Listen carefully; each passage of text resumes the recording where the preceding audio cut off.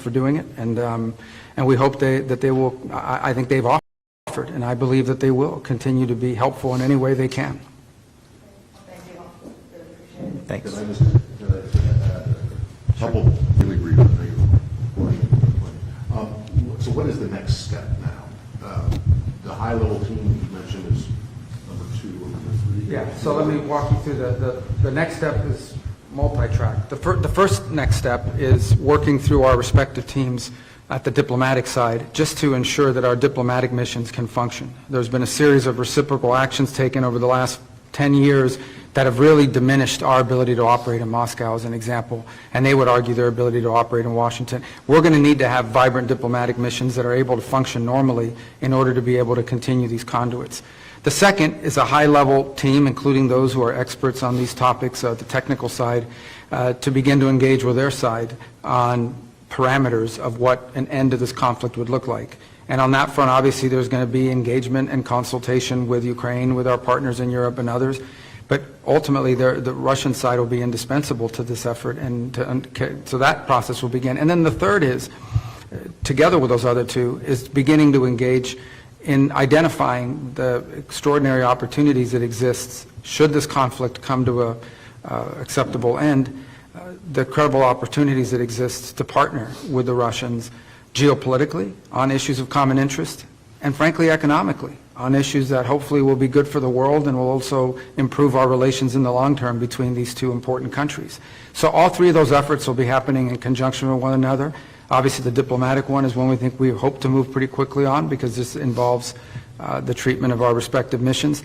The second one will be difficult, which is the question of Ukraine and the end of that conflict. But I think that's essential in order for the third piece to even be possible, which is our ability to work together on other geopolitical matters of common interest, and of course some pretty unique, potentially historic economic partnerships as well. The key that unlocks the door for those opportunities, however, is the end to this conflict. But in terms of when does the high-level team meet? Has there been any date? There's no date set, but as President Trump is, as you've seen over the last 4 weeks, not patient in terms of getting action. He drives hard, he wants to get things done. He's been wanting to do this, and he's moving very quickly to fulfill the promises he made to the American people when they elected him as our president. Okay, and then in terms of number 1, in the restoration of the diplomatic missions, you'll remember that the first big tit of the tit for tats was after the Skripal poisoning, and the U.S. under one of your predecessors, Mr. Tillerson, expelled a lot of Russian diplomats, to which they responded. The consulate in St. Petersburg got closed down by the Russians. You guys closed down the consulate in Seattle, several others. Are those going to reopen? Well, that's what we're going to be talking about. And ultimately, again, I'm not going to negotiate or just work on that in public. That's what these channels will be about. But ultimately, what the goal we need to have is we have to have some normalcy in our missions and in their ability to function. And in the main embassies even. And in the main embassies just the main in particular. embassies, regardless of the consulates. I mean, if our diplomatic channels are broken, it's going to be very difficult to consistently engage on a host of topics, including some unrelated irritants that could derail the broader talks on Ukraine.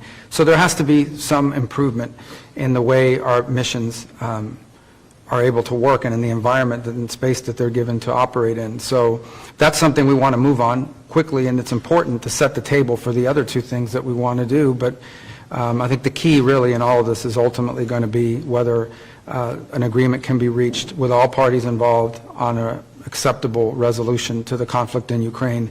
Because if that happens, not only will the world be a better place, but I think there will be some pretty unique opportunities to work with them on areas of bilateral geopolitical interest and some very unique economic opportunities. But we have to get the Ukraine situation resolved first in a way that's acceptable to everyone. Okay, my last one. But does that mean if you get the staffs back to the normal operational level and staffs at the embassies, that you consider the Skripal case, the Crimea annexation, to be closed? There are no longer issues? Because I think, you mentioned that Keir Starmer is going to be in Washington next week. I can imagine that the Brits won't be particularly. Yeah, again, I'm not going to negotiate or talk through every element of the disruptions that exist or have existed in our diplomatic relations and the mechanics of it. Suffice it to say that President Trump has pledged and intends to keep his promise to do everything he can to bring an end to this conflict. We cannot do that unless we have at least some normalcy in the way our diplomatic missions operate in Moscow and in Washington, D.C., and so we need to work to improve that, and we're going to work with them to see what's possible within that context. Does that include removing Lavrov from rescinding sanctions that have been imposed? We're just not at that level of conversation yet, but there'll be a number of topics that will have to be discussed along the way. We haven't even begun that process. Today was just an agreement to begin a process to talk about those things. All right. Thank you. Thank you. Thank you. Thank you. Thanks a lot. Take you in the room. You are in the room. Yes.